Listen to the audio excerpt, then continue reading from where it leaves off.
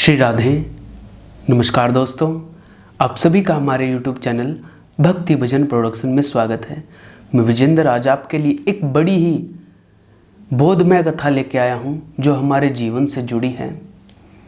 कहानी ऐसी है और ये कहानी मैंने कल्याण पुस्तक में पढ़ी, बड़ी प्यारी है कि हमारे जीवन की प्राथमिकताएं क्या है। दर्शन शास्त्र के एक प्रोफेसर ने कक्षा में आके मेज पर एक कांच की एक बरनी रख दी। अब उसमें टेबल टेनिस की गेंद भर दी और बच्चों से पूछा, विद्यार्थियों से, कि बेटा क्या बरनी पूरी तरह से भर गई है। उसमें बॉल थी टेबल टेनिस की और सब बच्चों ने कहा हाँ हाँ ये तो पूरी भर गई है।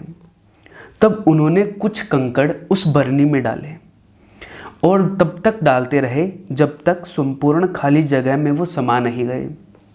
उन्होंने फिर पूछा, क्या बरनी पूरी तरह से भर गई है।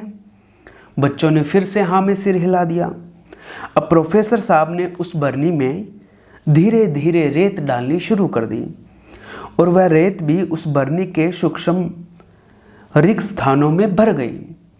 तब प्रोफेसर साहब ने फिर पूछा, क्या बरनी भर गई। थोड़े विद्यार्थी शर्मिंदा हुए क्योंकि हर बार उन्होंने कहा हाँ और प्रोफेसर साहब कुछ ना कुछ उसमें उड़ेल देते।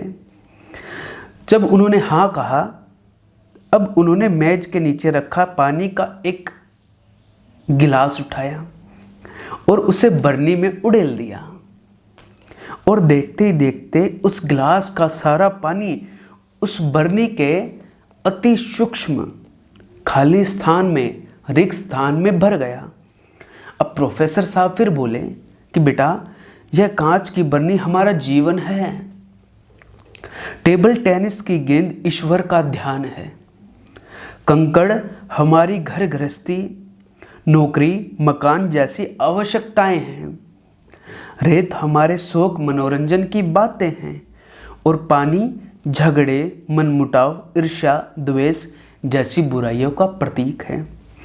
अगर तुम बाद वाली छोटी चीज़ों से जीवन की भरनी को पहले भर दोगे तो पहले वाली कोई बड़ी चीज़ इसमें नहीं आ सकेगी। बड़ी चीज़ क्या बताया था, बोल, ईश्वर का ध्यान।